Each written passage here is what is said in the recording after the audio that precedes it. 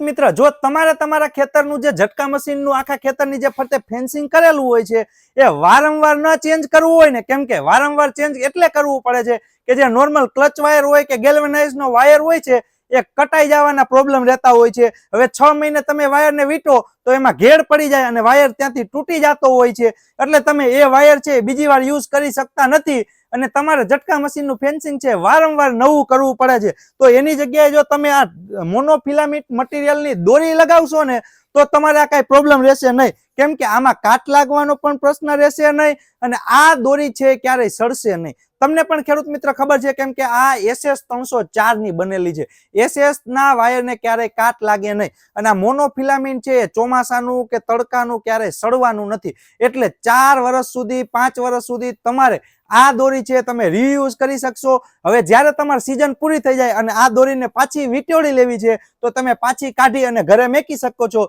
જ્યારે બીજી વાર વાવેતર કરો ત્યારે પણ તમે આ દોરીનો વારંવાર યુઝ કરી શકો છો ખેડૂત મિત્ર.